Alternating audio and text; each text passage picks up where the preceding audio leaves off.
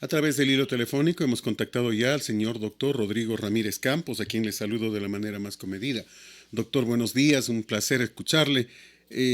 Propongo para este diálogo el día de hoy varios temas. Arranquemos con el tema de Estados Unidos. ¿Qué puede pasar con Estados Unidos cuando se insiste a través de la prensa y a través de varios políticos, inclusive de jefes de Estado en este momento, en proclamar a Biden como presidente sin que la comisión correspondiente de Estados Unidos haya tomado una decisión? Porque tengo entendido todavía tienen casi 15 días más para terminar el recuento, para revisar, para escuchar apelaciones antes de definir el resultado. Este es un tema que a nosotros nos preocupa. ¿Cuál es su criterio? Buenos días, bienvenido, doctor. Bueno, muchísimas gracias por la gentil invitación que han tenido al invitarme a esta entrevista. Un saludo a los radioescuchas a nivel cantonal, provincial y nacional. A ver, mire, la lectura acerca de las elecciones que se dieron en los Estados Unidos es sumamente delicada y crítica desde mi punto de vista. ¿Por qué?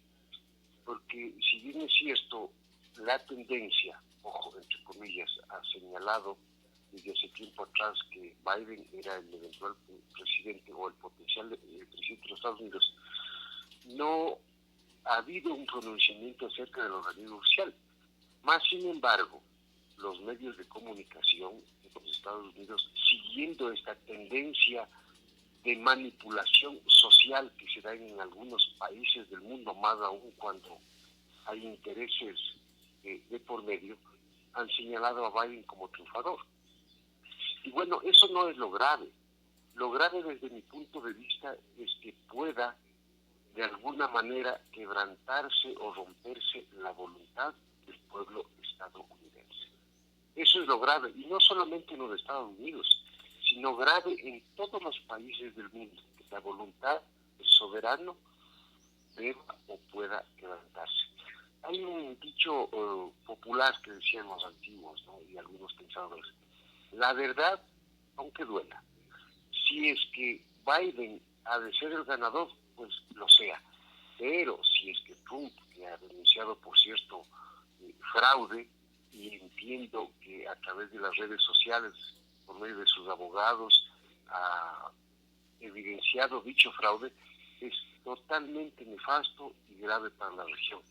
En este caso, para nuestras economías y nuestras democracias, que dependemos directamente de los Estados Unidos de Norteamérica.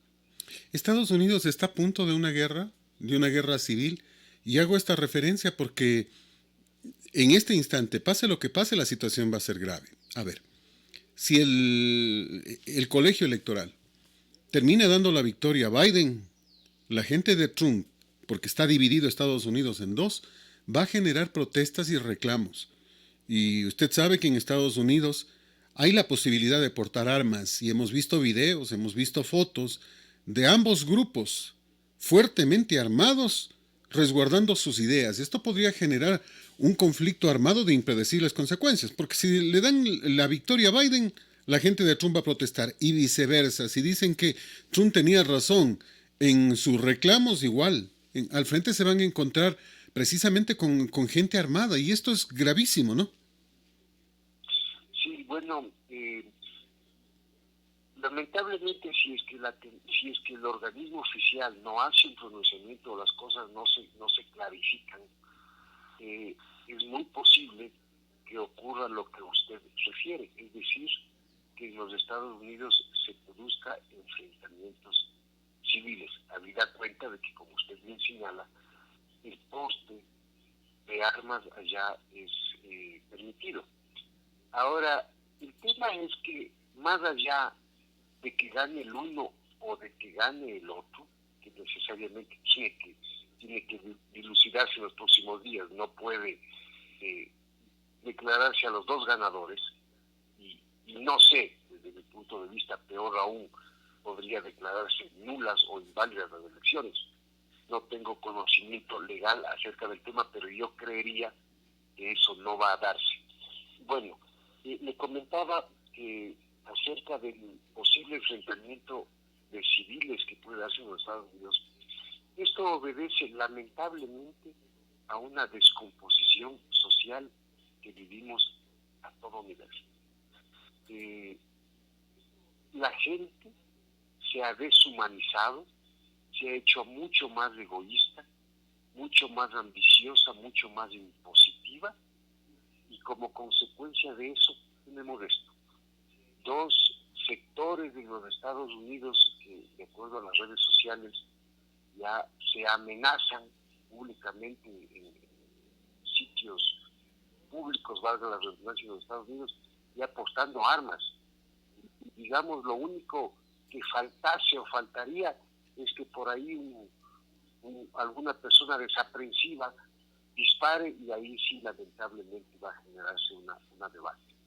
Ahora, yo creería que más allá de la decisión de los organismos competentes para declarar ganador al uno o al otro, nosotros como seres humanos deberíamos sentarnos a meditar acerca de todo esto que está sucediendo y que es a nivel financiero, a nivel laboral, a nivel político, a nivel económico, a nivel judicial inclusive. Es un debate donde usted topa o el tema que usted analiza es una catástrofe, lo cual implica, desde mi punto de vista, ojo, yo nunca he sido una persona muy católica porque no creo en la actuación de la Iglesia, que la historia nos ha dado la pauta de que en muchos pasajes de aquella ha abusado y ha impuesto su voluntad. Decía que no soy muy partidario de la opinión de la Iglesia, pero sin ser totalmente conservador, yo creo que este es un llamado al ser humano para que cambiemos nuestros hábitos, nuestra forma de ser y seamos mucho más humanos y mucho más solidarios.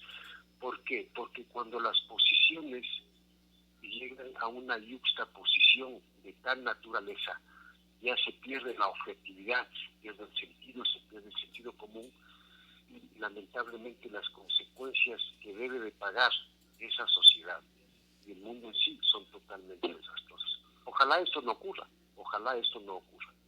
Doctor, ¿cree usted realmente de que los procesos electorales en el mundo, no solo el de Estados Unidos, son puros? Porque aparentemente aquí nos mostrarían pruebas de que prácticamente hay programas que las ha usado la propia inteligencia de Estados Unidos y que las desarrolló en el tiempo de Obama para vigilar elecciones, dicen, aunque también sirven para alterar los números y las votaciones. Hemos visto aquí mismo en Ecuador que el señor Moreno nunca fue elegido, fue proclamado, pero nunca elegido. O sea, en Carondelet no tenemos un presidente, tenemos un inquilino. Y uno termina preguntándose, ¿habrá pasado lo mismo en Bolivia? ¿Qué es lo que se ha denunciado? ¿Pasa lo mismo en Venezuela, que esto es aparentemente una evidencia? O sea, está pasando lo mismo en el mundo entero, en que no importa por quién vote la gente, es decir, no es importante por quién voten las personas, sino lo que importa es quién cuenta los votos. Mire, a ver, ahora actualmente ha tomado mucho más vigencia y mucha más convicción el hecho de que hay un círculo de poder económico y científico a nivel mundial que es el que tiene el control, y es aquel que pone los presidentes de acuerdo a sus conveniencias económicas, científicas, armamentísticas, nucleares y de cualquier naturaleza. Antes esto era un mito, digamos, o una verdad poco creíble.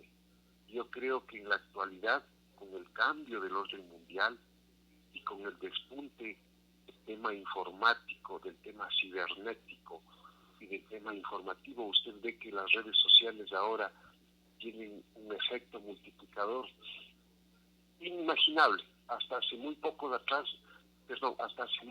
años atrás, nosotros no nos podíamos imaginar el efecto multiplicador que tienen las redes sociales respecto a esta información. Ojo, sea esta información verdadera o falsa.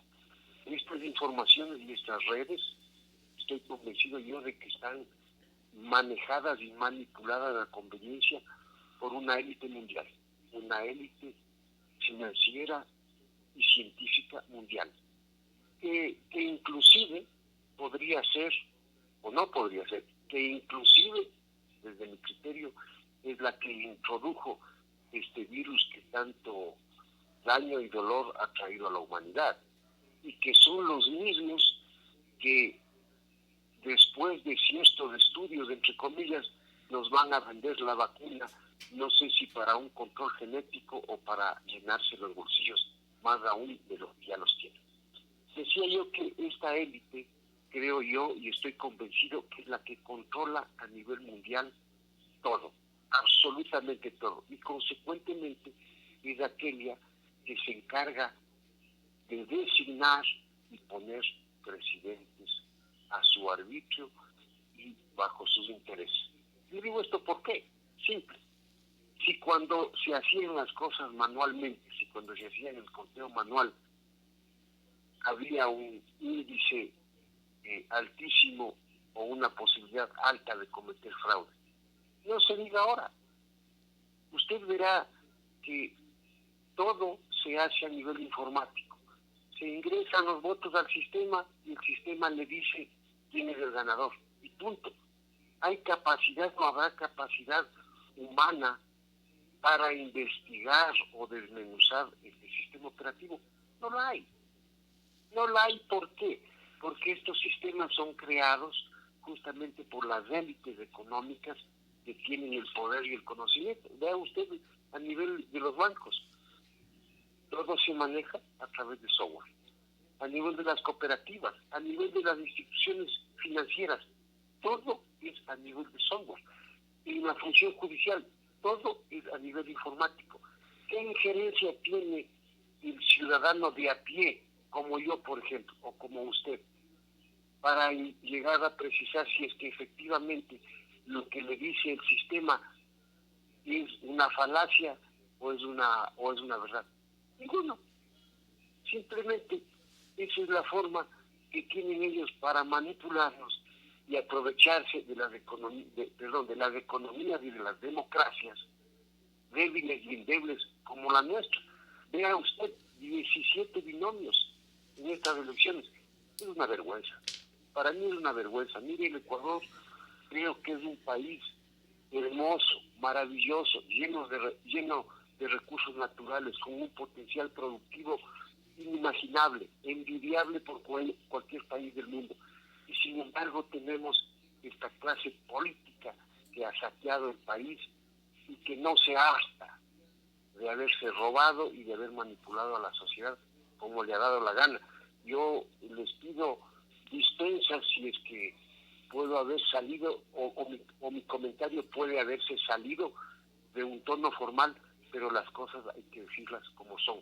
Los políticos en su gran mayoría son el cáncer, el lumpen que nosotros tenemos. Doctor, ¿por qué el mundo gira hacia la izquierda, hacia el socialismo? Eso es algo que no lo termino de entender, porque hablamos de grupos poderosamente grandes en lo económico, en lo científico, en lo cultural. Pero ¿por qué este giro hacia la destrucción? Porque para mí el socialismo es destrucción. Nadie puede decir que somos iguales, ni siquiera los dedos de la mano son iguales. Y aquí se pretende que el que se empeña, que el que trabaja, que el que hace su esfuerzo, el que empuja a su familia hacia adelante, tenga lo mismo que el que no hace nada, que el que no se preocupa. El uno va de vacaciones, el otro trabaja. Y al final el que va de vacaciones quiere tener lo mismo que el otro. ¿Por qué? Porque dicen que somos iguales ante la ley y que deberíamos tener las mismas posibilidades. Lo que pasa es que las tenemos, pero unos las aprovechan y guardan y otros las aprovechan en alguna parte, pero desperdician. Esas son las grandes diferencias, ¿no? Sí, bueno, mire, yo nunca he sido, mejor dicho, he pretendido ser una persona que actúa siempre con moderada sensatez y con objetividad. Efectivamente, la naturaleza del hombre como especie, nunca va a ser igual. Ahí tenemos la famosa teoría de la evolución, que nos dice no otra cosa que el ser vivo o la especie más fuerte es la que mejor se adapta a los cambios. Y eso sucede en el hombre. ¿Ya? No es posible, como usted dice, que personas que se han sacrificado estudiando, han privado sus horas de diversión, de sueño, para dedicarse a estudiar, para obtener una profesión, y obteniendo esta, trabajar y estudiar para darse una mejor vida o para darse un mejor estatus para él y su familia. ¿Ya? No es posible que estas personas, después de un sacrificio, tengan que sacrificar el producto de su trabajo en favor de otras que simple y llanamente se dedicaron a hacer nada, se dedicaron a la vaguería, a la diversión, y no apostaron con trabajo y sacrificio para ellas mismos. No es posible. Ahora, el tema es que el socialismo o la izquierda ha tomado fuerza porque de otro lado, es decir, la derecha o los inversionistas se han aprovechado sin consideración alguna de la fuerza laboral. No han sido ecuánimes, no han sido justos en sus empresas, en sus inversiones. Es justamente por eso que la clase oprimida, porque sí la hay, eso hay que decirla, se siente afectada y sobre pretexto de eso quiere a su vez apropiarse de bienes que se han obtenido lícitamente. Ojo que hacer una diferenciación respecto de esto es sumamente difícil. ¿Por qué? Porque las ideologías y las tendencias políticas ponen a todos en un solo costal. ¿Qué dicen los de la izquierda? Que la derecha es mala, que la derecha es maldita, que la derecha es explotadora, que los empresarios no cumplen la ley, etcétera, etcétera, etcétera. Y eso es falso, o no es totalmente cierto. ¿Por qué? Porque efectivamente hay empresarios que explotan a sus trabajadores, pero hay empresarios que aman su trabajo, que quieren lo que hacen, que respetan a sus trabajadores, que pagan cumplida y puntualmente los sueldos más los beneficios de ley. En cambio, ¿qué se dice de las personas de la izquierda? Que todos son vagos, que todos son guerrilleros, que todos son lanzapiedras, que todos quieren el caos. Y tampoco es cierto, porque yo conozco gente de izquierda que piensa con cierta objetividad y lo que pretende no es que las cosas se igualen, sino que los seres humanos y las sociedades seamos un poco más equitativas. ¿Ya? Usted ve que justamente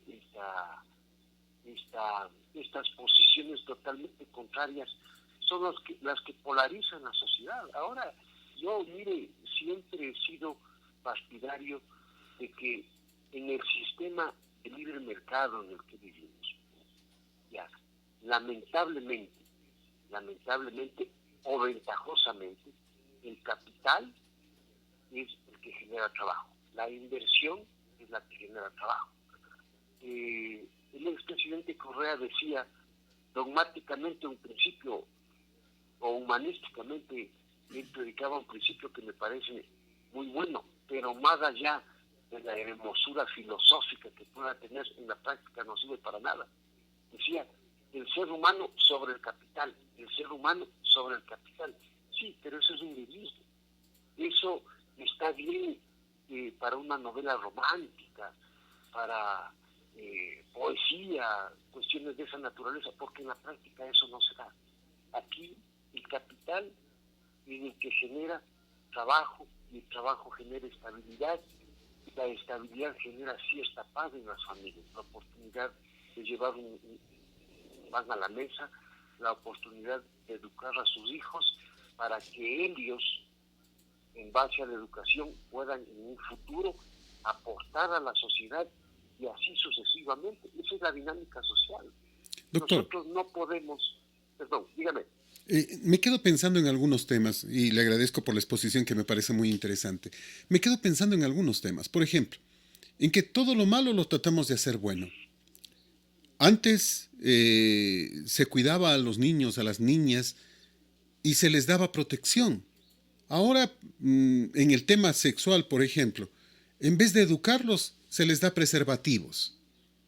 El tema de la droga. Ahora es lícito consumir droga. Y lícito venderla también siempre y cuando sea en pequeñas cantidades. Esto entre comillas.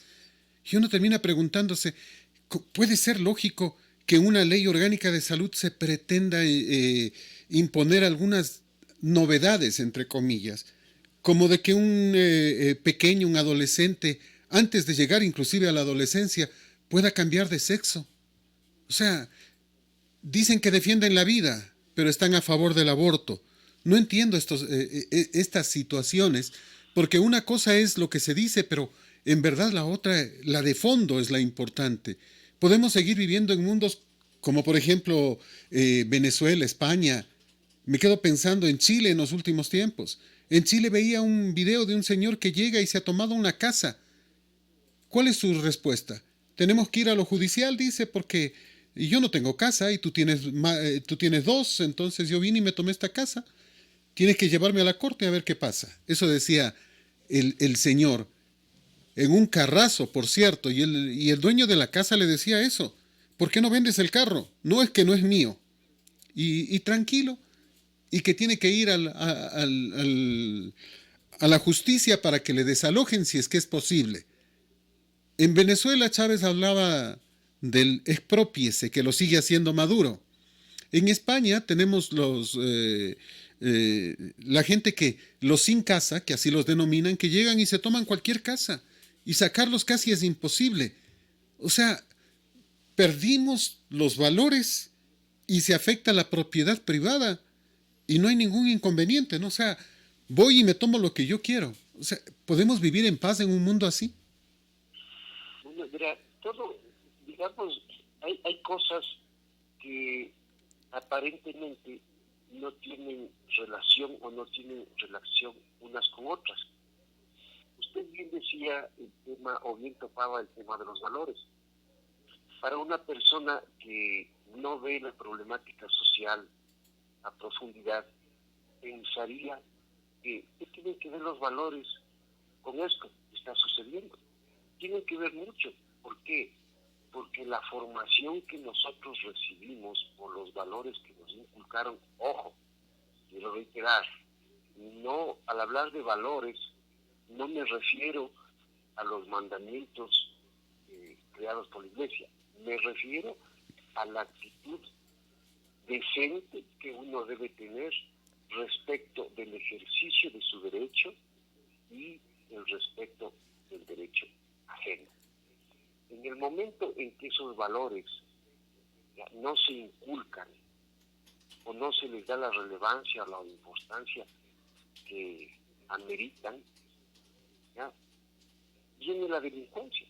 Perfecto. Hay un porcentaje de delincuentes que se hacen, digamos, por no tener que comer, es el uso famélico que había antes en el Código Penal, que si usted se robaba un pan, la legislación le perdonaba porque no tenía que comer. Pero bueno, eso en la actualidad es un lirismo. Yo creo que si nosotros analizamos sociológica y psicológicamente el comportamiento delincuencial, la mayoría de delincuentes lo hacen para burlarse de la sociedad, para tener una vida cómoda y sin trabajar, muy a diferencia de lo que sí lo hacemos. Decía entonces que aparentemente este tema de los valores no tendría ninguna repercusión en el tema que usted topa, pero no, es directamente influye. ¿Por qué?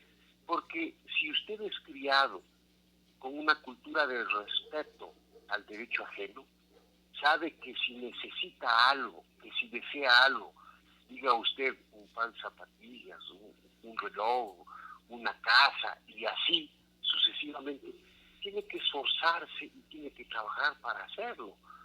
El tema de los socialistas es que no hay trabajo. es que el Estado no nos ha dado la oportunidad de educarnos. Eso es falso.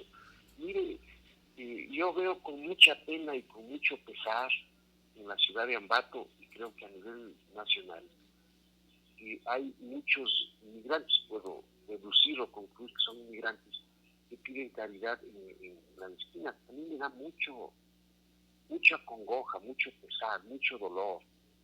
Pero, sin embargo, eso, y que me perdonen muchas personas por lo que voy a decir, a lo mejor no estén de acuerdo conmigo, eso en muchos de los casos es incentivar la mendicidad. Y eso es nefasto para una sociedad como la nuestra, que está luchando y que está caminando hacia la producción, o pretendiendo caminar hacia la producción. Mire, hay mucha gente que no quiere hacer el trabajo que otra gente requiere. Es lo que decía Trump. Yo no defiendo a Trump, pero hay cosas totalmente ciertas que hay que exponerlas así de claro. Usted vaya y contrate un albañil, un peón, un empleado doméstico. La gente no quiere hacerlo. No quiere hacerlo. ¿Por qué? Porque no le gusta. Tiene su derecho ciertamente de elegir qué trabajo le gusta o qué trabajo no le gusta. Sí, pero debemos aprender nosotros a conseguir las cosas con esfuerzo, con trabajo, con sacrificio. Solamente así haremos una sociedad más justa, más equitativa, educaremos de mejor manera a nuestros hijos y ellos a los que vendrán. Es la única manera de cambio. El enfrentamiento, la juxtaposición, el señalamiento, la ira, la rabia, la culpa no es el mecanismo idóneo para cambiar a la sociedad. Es solamente el trabajo, la objetividad y el respeto. Estamos conversando con el señor doctor Rodrigo Ramírez Campos. Vamos a hacer una pausa y volvemos enseguida para continuar este diálogo. Es Colosal, su radio.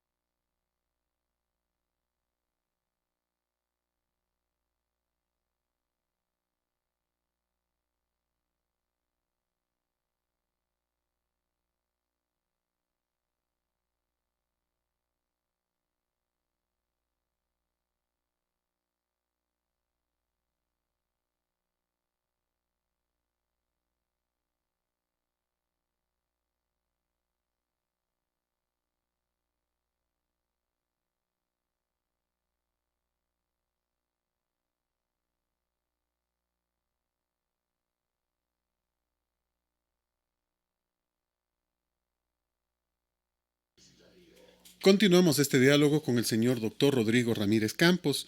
Me quedo pensando en la segunda parte de la pregunta, doctor. ¿El modernismo o la modernidad nos está llevando a que todo lo bueno sea malo y que todo lo malo sea bueno? Ahora se pretende ponderar el feminismo, que es bueno, y confundirlo con esta tendencia que muchos llaman feminazis, es decir, agresividad, violencia, no buscar la igualdad, sino la superioridad, y eso es grave para cualquier lado. Aquello de cambiar ideologías, de pretender que es bueno, normal, racional que un niño de 5 o 6 años pueda cambiar de sexo, por ejemplo. O sea, son algunos de estos temas que nos preocupan. El asunto de defender la vida, pero también propender al aborto. O sea, ¿cómo cambiamos estos temas? Bueno, mire, yo lo que veo lamentablemente es que todas estas aberraciones, desde mi punto de vista, porque habrá personas que digan que no son aberraciones, que las personas simplemente están ejerciendo su derecho constitucional o ejerciendo su derecho a pensar de tal o cual manera o a elegir tal sexo u otro sexo. Yo respeto, pero no comparto. Decía que todo esto es consecuencia del libertinaje que se ha generado a través de las redes sociales. Mire, usted entra a las redes sociales y le mandan pornografía, le mandan droga, le mandan cómo robar, cómo asaltar, incluso cómo hacer fraude, cómo no hacer los deberes, cómo engañar a sus padres, o sea, y de esto se hacen unas historias y unas fábulas de héroes. Se convierten en héroes estas personas que infringen y rompen la estructura social. Entonces, de alguna manera, la legislación de los países, en este caso la nuestra, debe de acoplarse a estas circunstancias informáticas que le llueven y que se le meten por los ojos, y usted como padre de familia no tiene control alguno acerca de eso. ¿Por qué? Porque su gran mayoría, usted ve todos los adolescentes y niños inclusive, tienen su teléfono celular con una red de internet abierta, ¿ya? Sin control, donde le vienen cualquier cantidad de información y noticias. Entonces, digamos, para un niño cuya naturaleza es jugar y aprender jugando, porque al menos así nos desarrollamos nosotros, le manda esta lluvia de información acerca de la cual él no tiene un criterio formado, no puede asumir con sensatez qué es lo bueno y qué es lo malo. Él va a crecer con su mente y con su psiquis dañada, contaminada, y el hecho de que él salga con un hombre o se cambie de sexo o coja un revólver y dispare va a ser normal, porque eso es lo que recibió su cerebro cuando era niño. Y ahí viene el otro complemento. ¿Y por qué los padres no están atrás? ¿Y por qué los padres no le controlan? Muchas de las veces están trabajando, muchas de las veces no pueden, o muchas veces no pueden estar las 24 horas al lado del hijo. Y el hijo, a través de los amigos, recibe tal información. O sea, mire, es algo que no puede lamentablemente controlarse. Lo que tiene es que dirigirse a través de los padres, explicándole al niño, dentro de lo posible, qué es lo que él, mejor dicho, qué es lo que sería para él bueno y para él malo, porque controlar lo prohibido no puede. Hace poco tiempo salió un niño denunciando a su padre porque había sacado una mala nota, me parece que era en la ciudad de Guayaquil, y el padre me parece que lo castigó con la correa, algo de eso, y fue el niño a la Junta de Protección de Derechos y le metió preso. Entonces imagínense en qué sociedad vivimos. La juventud hace lo que le da la gana. La sabiduría popular dice, educa el niño para no castigar al hombre. Y educar, amar también significa castigar en muchas ocasiones, como padres nos ha tocado, y nos duele más a nosotros que damos el castigo que a los que son castigados. O sea, pero es necesario para enderezar el árbol que se puede torcer, pues. Mire, yo le voy a poner un ejemplo práctico y usted hace referencia justo a lo que me iba a referir. Nosotros entendemos que el planeta Tierra tiene vida, ¿cierto? Una vida inteligente como la nuestra y una vida menos inteligente, al menos así se nos dijo, como la de las plantas, ¿cierto? Usted da una planta, ¿ya?, para que crezca sana, fuerte, para que rinda frutos, en fin, tiene que podarla, tiene que formarla, tiene que regarle agua, tiene que darle abono, tiene que cortarle las ramas, en fin. ¿Para qué? Para obtener unos frutos óptimos, para tener buenos resultados. Igual sucede con el ser humano. Si es que nosotros no hacemos eso, vamos a crear personas vagas, ineptas, delincuentes, aprovechadoras y políticos. Así de simple. Vea usted que ahora el objetivo, lamentablemente, de la gente es... Yo he escuchado y he participado en reuniones. Se habla de trabajo, se habla de esto.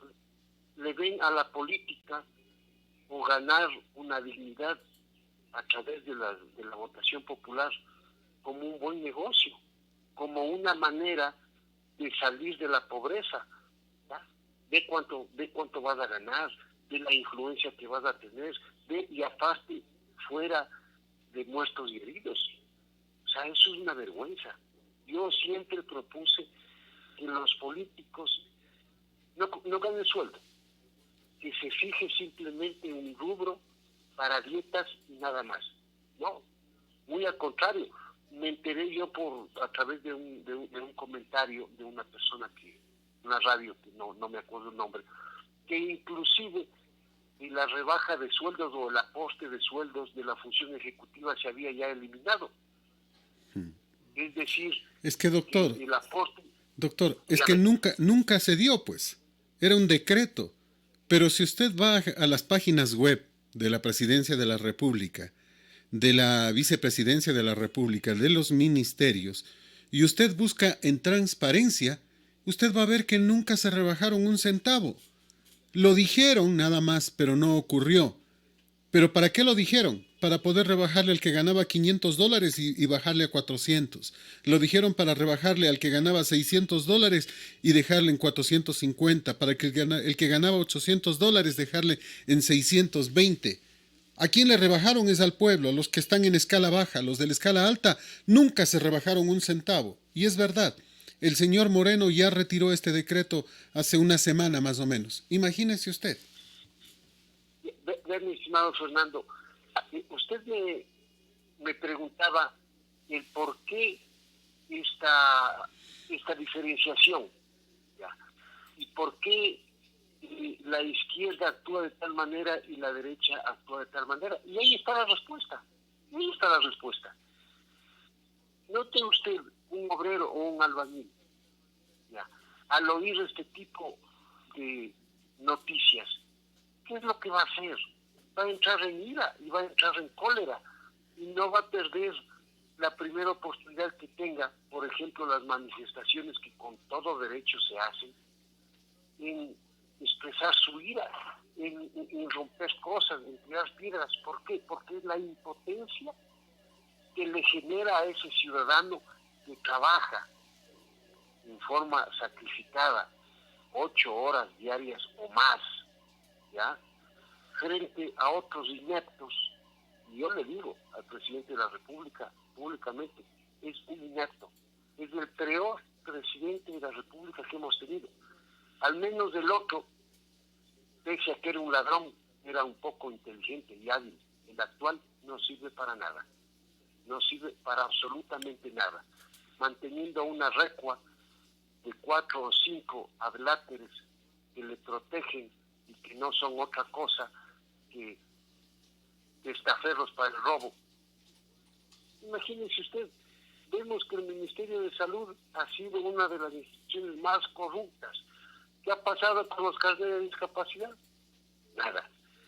El Instituto Ecuatoriano de Seguridad Social, lo acabo de ver hoy en la mañana en la televisión, 6 millones de pérdidas y medicamentos caducados. Y no hay responsables. No hay responsables. Nada. Vea este tema sí, se me va el nombre de este asambleísta de Manaví, el tema Pedernales. Daniel Mendoza. Ya, creo que 4 o 5 años, procedimiento abreviado. 50 meses, para ser precisos. Si es que él cumple el 60% de la pena, podrá salir. ¿Quiénes hacen las leyes? Los asambleístas, antes legisladores.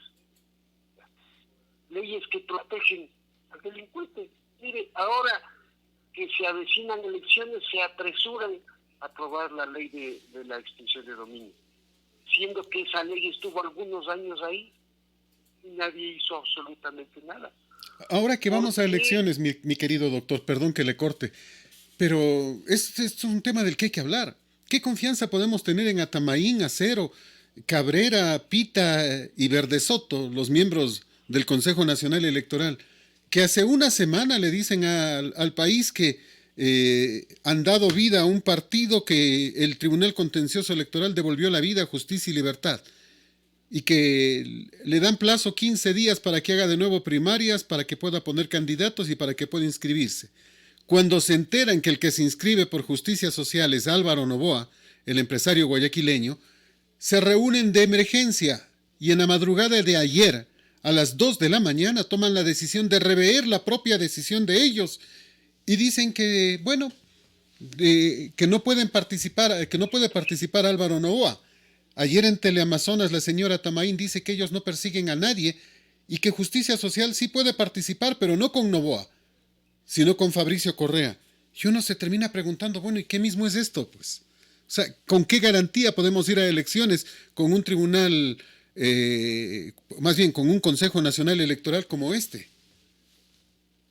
Mire, a ver, yo le hablo con honestidad. Mi voto será, si es que participa Álvaro Noboa, para Álvaro Noboa. Le hablo con total honestidad. De la misma manera que en alguna oportunidad usted me preguntó por quién iba a votar, yo dije por Rafael Correa. En esta oportunidad, si es que participa Álvaro Noboa, mi voto será para él. Y le digo por qué. Porque ha pasado mucho tiempo y mucha gente ha dicho que la solución o parte de la solución financiera del país es recuperar los dineros que se han robado y que eso es imposible, porque la propia justicia se ha encargado de encubrirles, de taparles, de declararles inocentes, de permitir que se fuguen, en fin. Entonces ahora lo que debemos de hacer es mirar hacia adelante, tener otros horizontes, otras perspectivas. Y como le dije antes, aquí la solución es fomentar el trabajo y la producción. Y eso se hace con capital. Creo yo que siendo Álvaro Noboa presidente de la República, al menos hará la gestión para que ese capital tan necesario para el país venga. Por eso votaré yo por Álvaro Noboa. Ahora, sobre esta misma temática y con el debido respeto, yo pienso como abogado y en el escenario de cómo se han dado las cosas, que él debería plantear una acción de protección en contra de esa resolución. Porque en definitiva, después de todo este trajinar procesal administrativo, le dan la razón y resulta que al último le dicen no, él debería presentar una acción de protección. Ahora, sin embargo, Silca Sánchez, no en este caso, sino hace unos 15 días presentó una acción de protección en la que le dieron la razón. ¿Y qué dice el el Consejo Nacional Electoral? Que durante elecciones ellos son la máxima autoridad y más bien, entre comillas, han dado orden de que se destituya al juez que dio esta acción de protección, saltándose toda normativa. El juez dice que ni siquiera ha recibido la notificación y que además no la va a acatar, porque se estaría violando los derechos como juez, porque tienen que manejarse todos los procesos de forma legal. Nos quedamos pensando en el tema y aparentemente, por lo dicho por Pita, por lo dicho por el señor Verdesoto, que son los cosas raras, los que impulsan el cerrarle las puertas a Álvaro Noboa, va a ser imposible de que Noboa pueda participar. Por lo menos le están cerrando todas las posibilidades y uno termina diciendo, ¿qué confianza podemos tener en un organismo electoral como este, que lejos de darnos un poco de tranquilidad, nos da preocupación? Ya vimos cómo actuó el Consejo Nacional Electoral hace 4 años en la elección en la que proclamaron, porque nunca ganó el señor Moreno. ¿Qué va a pasar ahora? ¿Va a pasar lo mismo? ¿Un nuevo fraude? Bueno, no nos olvidemos que todos los vocales son empleados de los partidos políticos. Ujú. O sea, el sistema de designación de los vocales no ha cambiado. Ya. Y elegimos asambleístas y legisladores para que vayan a hacer su trabajo y siguen haciendo exactamente lo mismo. Entonces, ¿qué van a hacer ellos? A proteger los intereses de las personas que les pusieron. Ahora, tómese en cuenta una cosa, y no es que yo sea agorero del desastre, pero la lectura es simple. El inepto del presidente de la República ya está con Lazo. Deben tener ya un pacto asqueroso y putrefacto para que Lazo proteja los capitales de INA Papers y otros dineros en los bancos o en el banco que él tiene en Panamá. Ese debe ser el trato. Y como contraprestación, el presidente de la República le dará toda la protección para que él sea el candidato ganador. No se olvide que si Noboa entra a candidatizarse, desde mi punto de vista muy particular, respetando absolutamente el derecho de todos los candidatos, para mí él es un potencial ganador a la presidencia de la República. Y en este caso, el más afectado es Lazo, porque Lazo ya se cree presidente de la República. Entonces ese es el pacto. Simplemente, mira, el presidente de la República, como les tiene comprados y pagados a través de la ministra de Gobierno, que fue quien gestionó inclusive el tema de pedernales y otros puestos y la designación de estos señores en el Consejo Electoral. Ya. Les pone a ellos y les maneja a ellos a través de Romo. ¿Para qué? Para que le saquen a Noboa y Lazo sea el presidente de la República. Con la contraoferta de qué?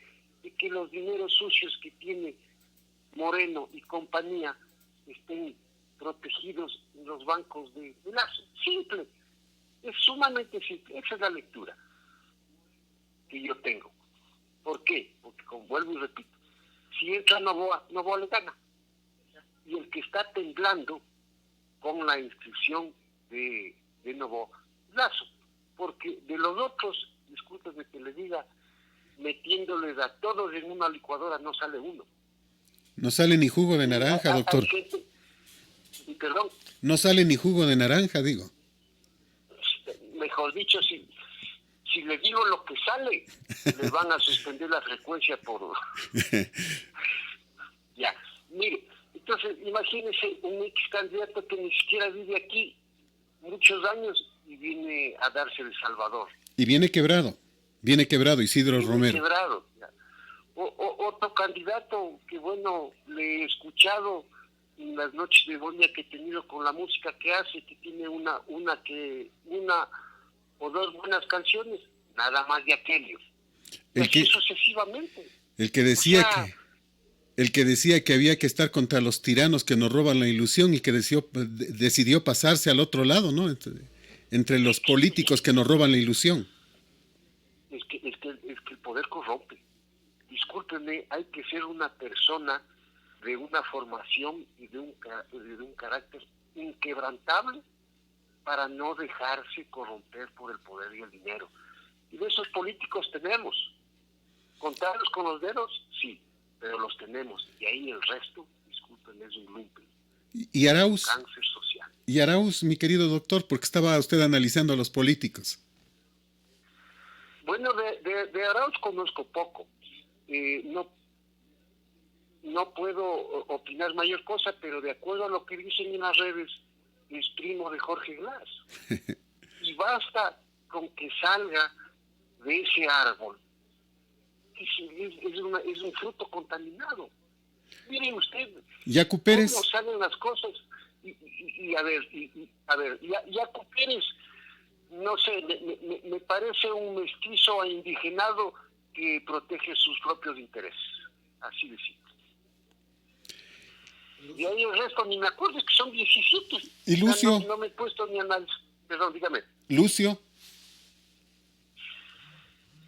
Gutiérrez, bueno, él tuvo ya su oportunidad. hizo lo que hizo, para unos bien, para otros mal. Hay el tema del negociado del petróleo también, pero yo creo que debería ya dar espacio a que vengan nuevas ideas y nuevos aportes. Porque querer repetirse y estar ahí mismo y ahí mismo y ahí mismo no es más que una prueba de que quiere seguir mamando de la teta. Y es algo totalmente desastroso para el país. Eso es lo que ha pasado durante toda la vida republicana. Una pregunta general. Dígame. Usted decía tenemos 17 candidatos. ¿Y por quién votamos entonces? Porque usted ha mencionado a los principales y ninguno de ellos funciona, y estoy de acuerdo con usted. Y entonces, usted dice, busquemos gente nueva, pero cuando buscamos gente nueva nos salió Correa, pues, por ejemplo. ¿O nos salió Moreno? Realmente es una pregunta bastante difícil. Yo, como le digo, en lo personal votaré por Álvaro Noboa si es que se candidatiza. Y si no se candidatiza, pues tendré que anular mi voto, lo cual es un desperdicio, yo lo sé. O escoger al menos malo, quizá. No, exactamente, escoger al menos malo. Escoger al menos malo. Que también es difícil, ¿no? Que también es difícil. Porque es difícil escoger al bueno porque no hay. Y escoger al menos malo porque van a estar todos peleados entre la categoría de malos. Y encontrar un menos malo va a ser difícil. Doctor. Es que vea, aquí resulta que en el reino de los cielos el tuerto es el rey. Así más o menos, para hacer una analogía con estos candidatos. Es una verdad. Doctor, muchas gracias. El tiempo es nuestro peor enemigo. Más que trabajar. No nos queda más. Un abrazo enorme, muchas gracias. Siempre un placer conversar con usted. Gracias a usted y a todos los radioescuchas, que tengan un muy buen día. Hasta luego. Este es Colosal, la que sí le dice la verdad.